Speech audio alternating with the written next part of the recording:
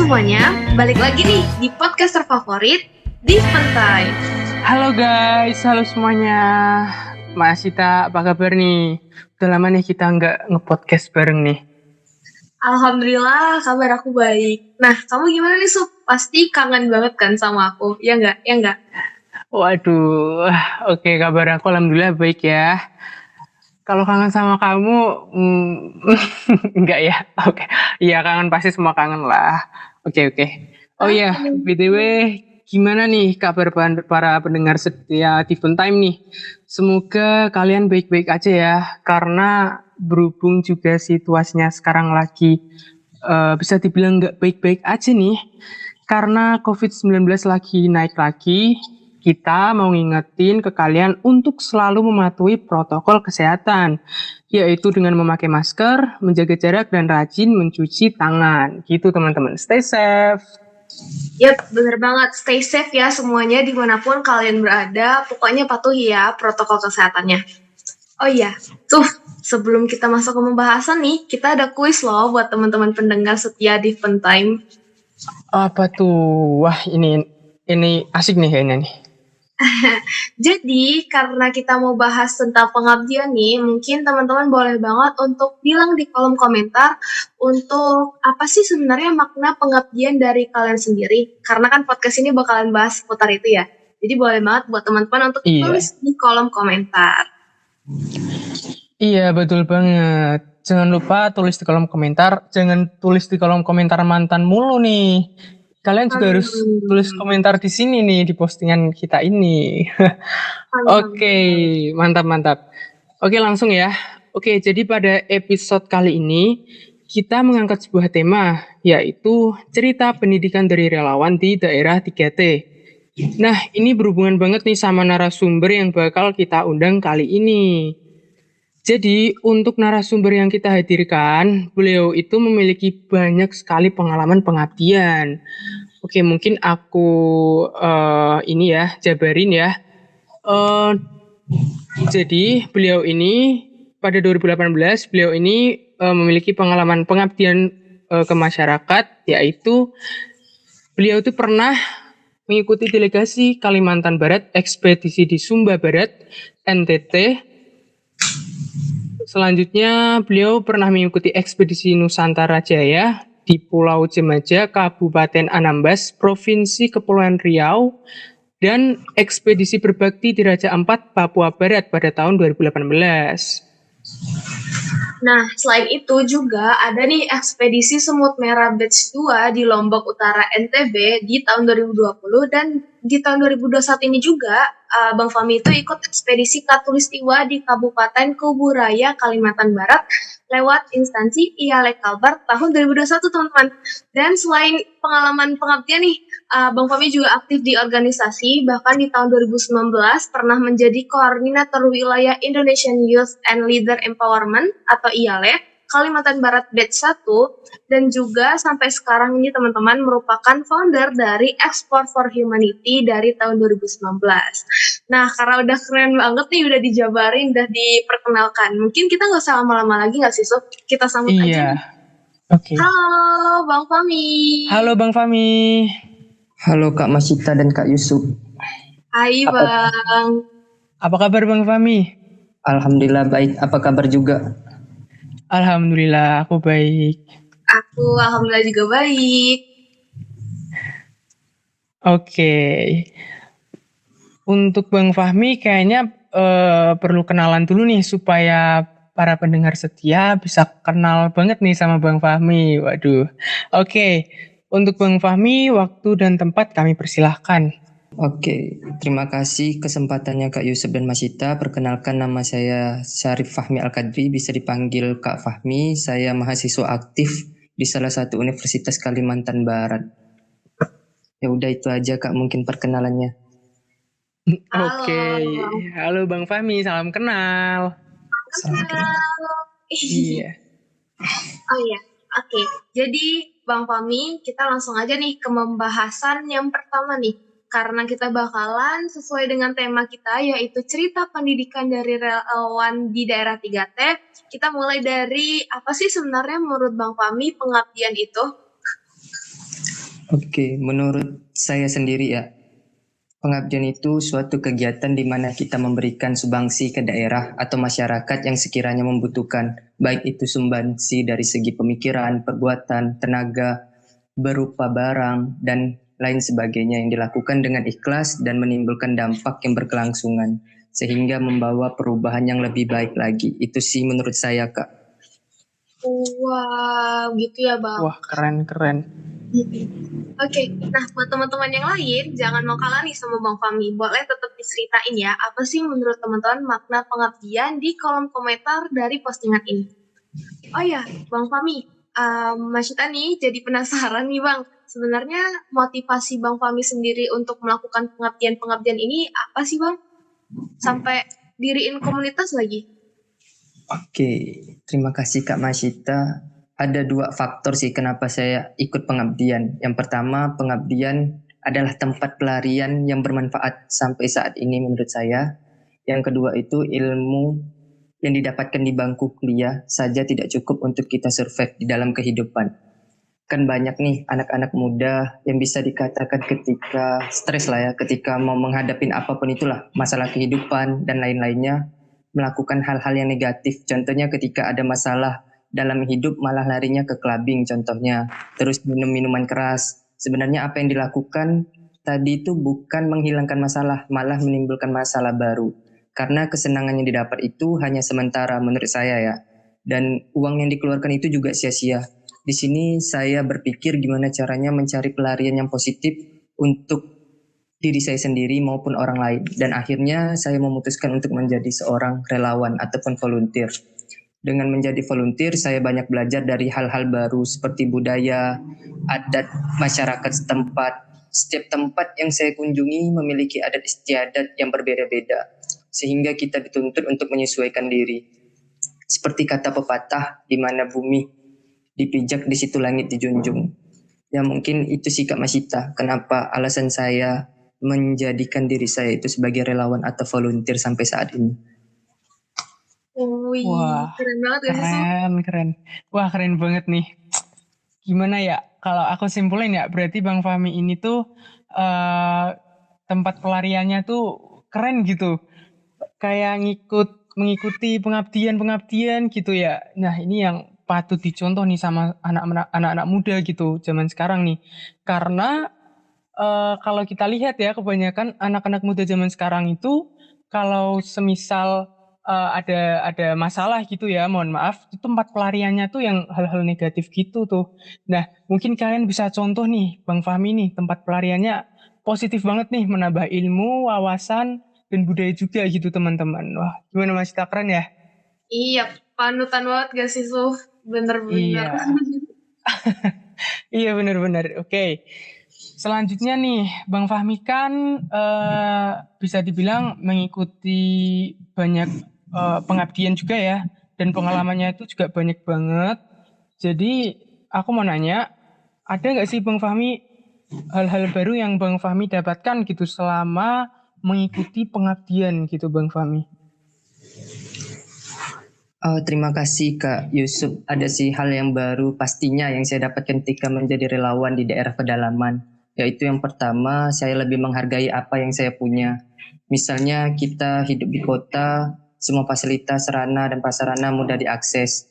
Kalau sakit tinggal pergi ke puskesmas atau ke rumah sakit. Terus akses internet pasti lancar ya di kota. Sedangkan di daerah pedalaman masih banyak yang susah diakses. Contoh, di saat pandemi ini nggak semua di daerah pedalaman itu dapat akses internet karena jangkauannya sangat jauh untuk akses internet. Bahkan listrik aja susah untuk di daerah pedalaman.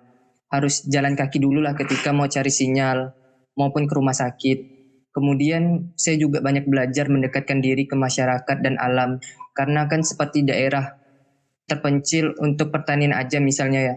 Pupuk itu susah didapatkan, tapi mereka dengan kearifan lokalnya mampu menghasilkan produk pertanian yang baik. Lalu saya juga merasakan kekeluargaan yang sangat berarti, di mana orang sebelumnya bukan siapa-siapa dan hanya kita kenal ketika melakukan pengabdian, tapi waktu kita ada kendala mereka siap buat turun tangan. Pokoknya saya merasakan itu pengalaman yang terbaik lah menurut saya ketika kita ada masalah di suatu kampung, karena kita nggak ada ikatan darah, tetapi warga di sana siap untuk menolong kita sendiri kayak gitu. Menurut saya itu pengalaman yang paling best sih. Keren. Gimana Mas Ita? Wah, luar biasa. Iya, karena jadi apa ya? Jadi banyak pengalaman baru juga, ada kisah-kisah yang bisa diceritakan di kemudian hari juga. Terus ada pembelajaran-pembelajaran baru nih yang bisa banget kita dapetin dan gak bisa kita dapetin dari luar, tapi cuman bisa kita dapetin di pengabdian. Itu keren banget sih ya, asli. Jadi Iya. teman wajib banget nih kalau pengen merasakan apa yang Bang Fahmi rasakan, wajib banget untuk ikut pengabdian. Iya teman-teman. Oh ya, Bang Fahmi, aku juga mau tanya nih Bang, selama melakukan pengabdian ini tuh pasti kan ada suka dukanya tuh Bang untuk melaksanakannya kan ya. Kalau dari Bang Fahmi sendiri tuh apa sih suka duka dalam melakukan pengabdian ini Bang? Iya, betul. Oke, terima kasih Kak Maisita. Suka duka pengalaman selama saya mengabdi ya. Kalau Iya. dikata suka duka ya pasti ada ya. Paling banyak sukanya daripada dukanya. Saya cerita dukanya dulu lah ya sebelum senang-senangnya. Oke, Bang Fahmi. Ya, Oke. boleh.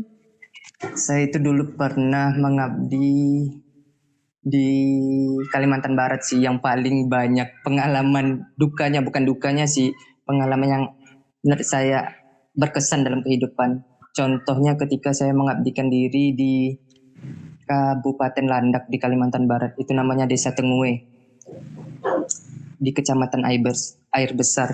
Di saat itu kami tengah melakukan program 1 hari terakhir di desa. Jadi liburan dulu. Ketika liburan di saat itu ada insiden yang tidak mengenakan di saat itu. Salah satu rekan seperjuangan saya, ibaratkan yang harus saya awasi ketika itu, terkena masalah lah di desa. Jadi ketika liburan itu ada yang retak tulang ketika dia main ayun-ayunan. Itu saat itu jatuh sih, dan itu menurut saya duka yang paling saya, karena teman seperjuangan saya itu jatuh sakit gara-gara tadi bermain ayun-ayunan.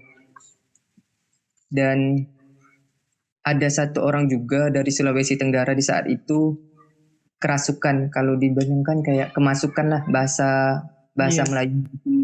Itu orang Sulawesi Tenggara, jadi kemasukan kuntilanak kalau nggak salah di saat itu.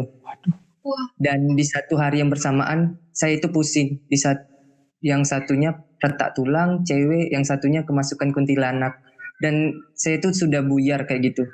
Dan ketika itu saya juga melihat ternyata pengobatan di sana kan ibaratkan kita nggak bisa ya, dan harus menanyakan orang kampung gimana ngobatin orang yang kemasukan yang tadi.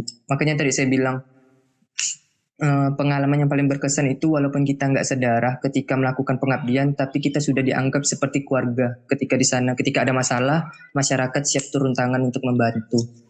Itu tuh salah satu suka dukanya ketika pengabdian. Ada juga ketika saya melakukan ekspedisi Semut Merah Batch 1, itu di Kabupaten Bengkayang di Kalimantan Barat, perbatasan Indonesia Malaysia. Kami harus jalan kaki ke sana untuk menuju desa. 1 hari dulu kita harus menuju ke kabupaten. Itu kalau nggak salah sampainya dekat mau maghrib. Itu di Kecamatan Seluas. Dan kami harus melanjutkan perjalanan lagi besok paginya ke desa dengan jalan kaki 24 jam. Dan banyak insiden sih yang di situ juga. Salah satunya kami harus nggak makan kayak gitu, bukan nggak makan sih, ibaratkan makannya hanya sekali karena kami nggak tahu ketika di saat itu kami harus berjalan kaki 24 jam. Nggak sesuai kehendak sih, kayak dalam artian nggak ada terlintas di pikiran saya juga teman-teman harus melewati turun gunung, naik gunung yang nggak ada orang di sekeliling yang kita kenal kayak gitu, dan nggak ada desa lah kayak gitu, dan kita harus tidur di hutan, bahkan ada yang kakinya kram di saat itu, ada yang hipertermia teman saya saat itu.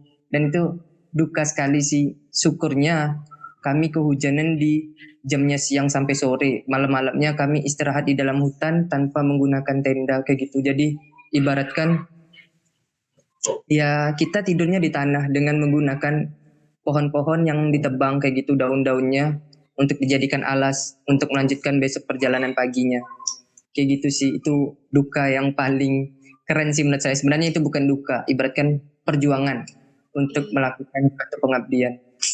Kalau untuk Wah, suka sendiri, banyak sih sukanya. Kita bisa mendapatkan orang tua angkat yang sebelumnya kita merasa hidup kita nggak berguna, ternyata ketika kita melakukan pengabdian di daerah pendalaman, ternyata masih banyak toh orang yang membutuhin kita. Selama ini mungkin kita berpikir hidup kita nggak berguna, ternyata hidup kita bisa berguna ketika kita melakukan pengabdian kayak gitu. Itu aja sih Kak Masita maupun Kak Yusuf. wih, keren banget. Sumpah. Gak, ini serius nih, bukan lebay. Wah, keren banget gitu. Gak, ini keren sih.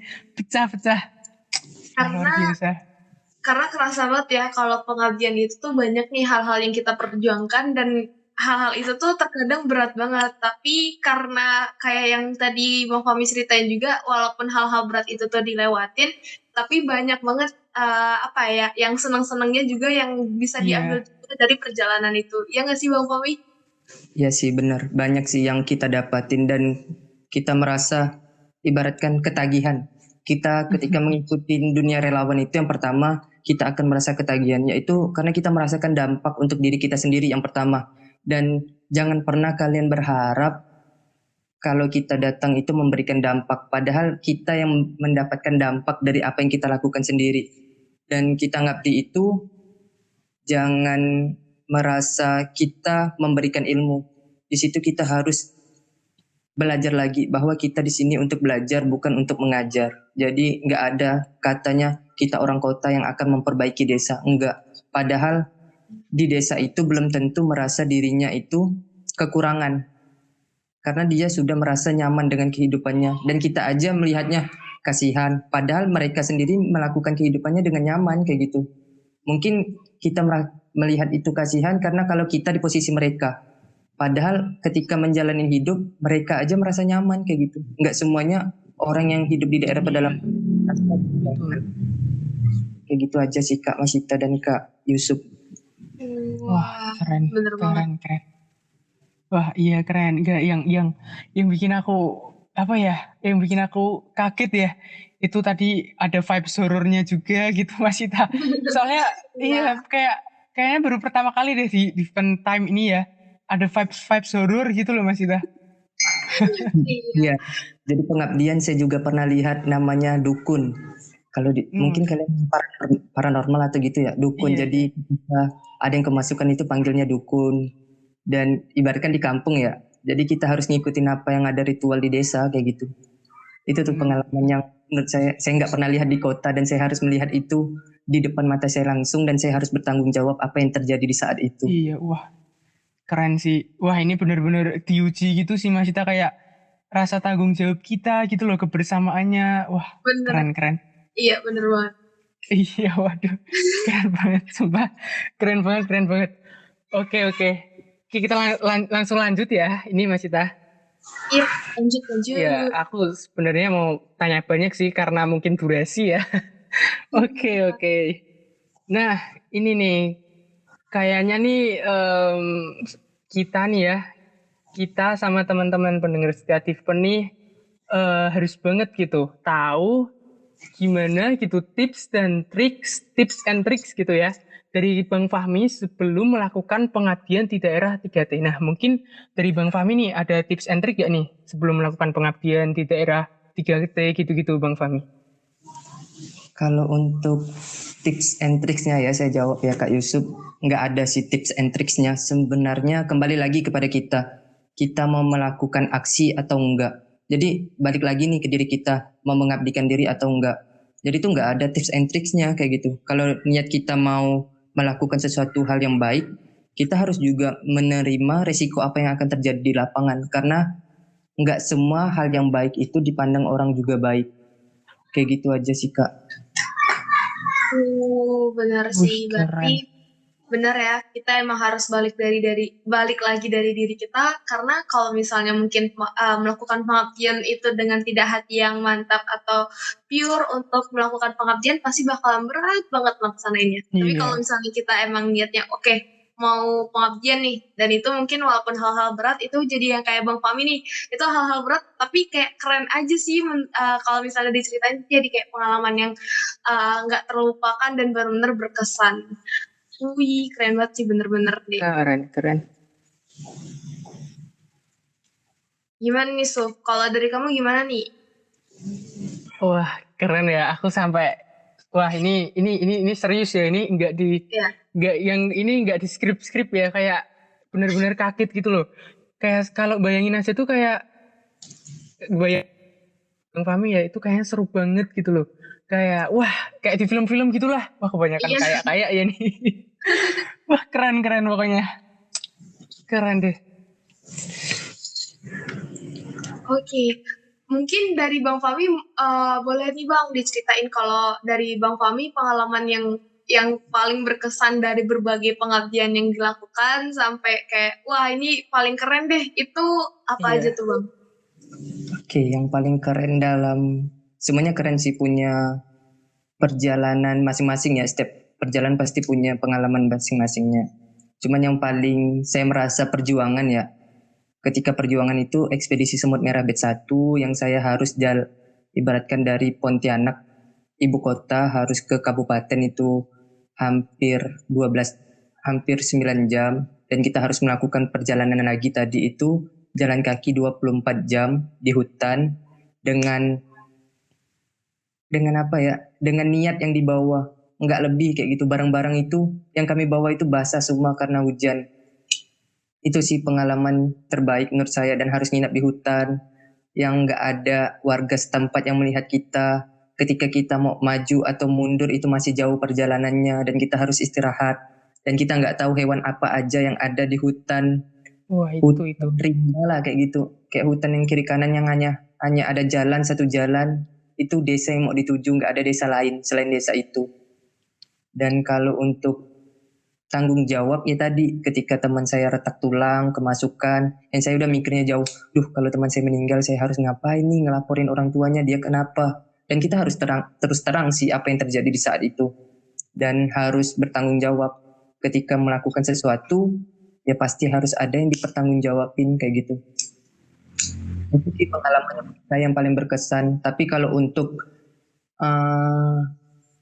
yang kayak dari segi pendidikan, saya juga banyak belajar kayak gitu, bahwa selama ini saya kurang belajarnya kayak gitu, dalam artian selama ini saya nggak menggunakan fasilitas dengan baik, sedangkan orang di kampung bukan orang di kampung sih, orang di daerah pedalaman kekurangan fasilitas, dan semangat belajar dia lebih tinggi daripada saya sendiri di saat itu. Dan saya merasa kok saya kayaknya kuliahnya main-main, atau belajarnya selama ini main-main. Ternyata adik-adik di sana berjuang kayak gitu dengan fasilitas seadanya untuk mencapai mimpinya dengan keadaan yang terjadi di saat itu, dengan faktor kekurangan dan lain-lain. Itu sih yang saya dapatin. Wah, keren. Wah, keren banget ya, sampai tidur di hutan gitu. Wah, gila, keren banget. Oke, gimana nih Mas Ita? Iya, kayaknya dari tadi tuh saking kerennya tuh kita udah berapa kali ngomong keren kayak wah ini mah bingung mau dideskripsinya gimana. Oh ya, karena udah mau akhir nih Bang, mungkin Bang Fahmi boleh nih ngasih kata-kata buat teman-teman yang sebenarnya pengen mungkin ikut pengabdian tapi masih kayak takut-takut atau mungkin masih ragu-ragu atau mungkin belum ada niatan nih pengabdian. Mungkin Bang Fahmi boleh kasih beberapa kata-kata atau pesan buat teman-teman yang dengerin podcast kita kali ini. Kalau yang masih ragu sih sebenarnya balik lagi ya tadi ke diri sendiri. Ketika mau melakukan sesuatu emang harus ada yang dikorbankan, karena kita nggak bisa mengambil itu semua kayak gitu. Ketika kita melangkah ke depan harus ada yang ditinggalkan. Nggak semuanya apa yang kalian tuju, nggak ada yang harus dikorbankan. Nih saya ada 2 quotes sih untuk hari ini. Yang pertama, sejauh apapun kamu mengabdi, ingat ada orang yang menunggu kepastianmu. Tapi ini hanya yang berlaku untuk yang punya doi. Bagi yang nggak ada, ya udah ngabdi aja lagi. Itu quotes yang pertama.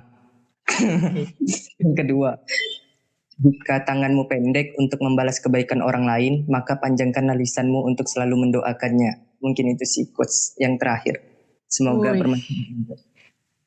Wih, Wah, keren banget. Wah, ngomong soal gak punya doi nih, kayaknya nyindir aku nih Bang Fahmi nih. agak Udah nggak apa-apa. terpahat dikit ya Bang. Iya, iya. Udah aja sama Kak Masita ya, saya doain. Iya, amin ya Mas. Amin. Aduh, banyak saingan serem. Oke. Oh ya Bang Fahmi mungkin boleh nih promosi komunitas Bang Fahmi dan ekspedisi yang terdekat kan banyak. Bang boleh nih promosi Bang Fahmi. Iya. Oh, terima kasih ya untuk Kak Masita dan Kak Yusuf. Ya, bentar lagi ada ekspedisi Semut Merah batch 4 itu di Lombok di Lombok Timur dan Sumbawa. Jadi ada 2 tempat, satunya di Sembalun, Desa Sembalun, dan satunya di Pulau Bungin.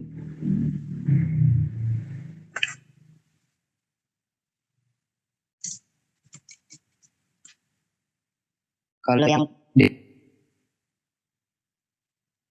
Semut Merah untuk dieksplor sendiri, dan bentar lagi mau coming soon si Desa Binaan. Wah, Oke. ini nih. Oke, bagi teman-teman yang penasaran nih, mungkin bisa langsung DM Instagramnya Bang Fahmi ya. Mungkin Bang Fahmi bisa promosi Instagramnya nih, biar teman-teman bisa tanya-tanya nih. Oke, kalau mau follow IG saya, silahkan Fahmi Sariyep 97. Itu aja sih Oke. username Wah, saya. itu teman-teman. Nanti juga kita cantumin ya di Iya. postingan. Iya, gimana Mas Cita? Iya, dan aku spill dikit ya, karena aku sendiri ekspedisi Semut Merah batch 2, teman-teman wajib banget sih daftar di ekspedisi Semut Merah ini, karena yang keempat ya kali ini, karena benar-benar teman-teman bakalan dapat partner yang baik banget, lingkungan yang baik banget untuk berkembang lewat pengabdian, dan teman-teman wajib banget ikut karena ini tuh benar-benar kayak keren banget deh. Aku sih pengen daftar lagi, jadi teman-teman wajib banget daftar dan ikutin ya pendaftaran dari ekspedisi Semut Merah. Yusuf mungkin boleh mau daftar, wajib banget nih. Oke, ya nanti aku lebih-lebih lah sama Bang Fahmi di belakang lah yang di sini. Iya. Oke, oke. Nih, berhubung ini juga kayaknya udah di ujung waktu ya Mas Cita ya. Mhm. Mm-mm. Mm-mm. Oke, gimana nih? Berarti, Iya, benar sih kita jadi dalam beberapa waktu ini jadi banyak banget dapat pengalaman dari Bang Fahmi, dapat pengetahuan iya baru dan benar-benar. kita dapat informasi pendaftaran pengabdian nih untuk kita coba-coba. Iya, guys Iya, itu. oke, benar banget. Nah, dari Bang Fahmi nih, mungkin ada pesan-pesan nggak Bang buat teman-teman pendengar yang pengen ikut pengabdian gitu, tapi masih ragu-ragu atau masih takut gitu sama yang vibes horror Bang Fahmi ceritain gitu. Nah, mungkin ada nggak Bang pesan-pesan buat meyakinkan teman-teman pendengar setia nih? Oke, kalau untuk meyakinkan seseorang ya, mungkin sampai saat ini saya juga meyakinkan diri saya sendiri bahwa saya harus lebih bermanfaat lagi untuk kedepannya. Dan sebaik-baiknya manusia yaitu orang yang bermanfaat untuk sesama. Dan untuk teman-teman yang masih ragu, nggak usah sih ngelakuin hal besar dulu, ngelakuin dari hal-hal kecil aja, kayak berbagi nasi contohnya ke tetangga, hal-hal yang sederhana dulu lah, atau ke orang yang membutuhkan, nggak harus yang besar, yang penting berdampak dulu untuk diri sendiri. Kayak kita ketika melakukan pengabdian, yang pertama yang pasti kita dapatin kebahagiaan, yang nggak akan kita bisa beli dengan uang, itu kebahagiaan. Dan untuk teman-teman yang ragu dengan perjalanan atau apapun itu, ingat kalian berjuang bukan hanya untuk diri sendiri, tapi untuk yang lain juga. Karena berjalan jauh bukan hal yang serem dipandang kayak gitu. Ketika melakukan halnya bersama, itu akan menjadikan pengalaman yang terbaik dalam hidup. Kayak gitu aja sih Kak. Oke, wah itu teman-teman kalian jangan ragu-ragu lagi ya. Nah, kayaknya mungkin udah cukup cukup nih. Gimana Mas Ita? Cukup ya? Iya, cukup. Makasih banget buat Oh Bang iya, Fahmi. Kita senang banget bisa ada waktu bareng Bang Fahmi cerita-cerita keren iya, banget sih. keren. Iya, terima kasih ya Bang Fahmi sudah hadir gitu dan berbagi pengalaman, berbagi ilmu juga yang luar biasa untuk kita semua gitu. Oke, terima kasih juga Kak Yusuf dan Kak Masita yang sudah memberikan saya wadah untuk berbicara di sore hari ini. Semoga lelah kalian bermanfaat ya untuk Kak Masita dan Kak Yusuf. Amin. Amin. Oke. Nah, Mas Ita nih, sebagai ucapan perpisahan dan penutupan untuk episode kali ini nih, gimana kalau kita bacain pantun? Kayaknya asik kali ya? Waduh, seru tuh. Boleh nih, kamu duluan, mungkin nanti aku terusin nih. Oke. Aku agak-agak mau ketawa nih. Oke. Terusin ya. Oke. Jalan-jalan seorang diri, tanpa kamu, aku tetap berani. Waduh, cakep. Selesai sudah episode kali ini, tapi jangan sedih. Esok kami kembali lagi. Terima kasih teman-teman yang udah dengar. Sampai Terima jumpa kasih, sampai guys. episode selanjutnya. Iya, sampai jumpa di episode selanjutnya ya. Stay safe teman-teman. Bye-bye.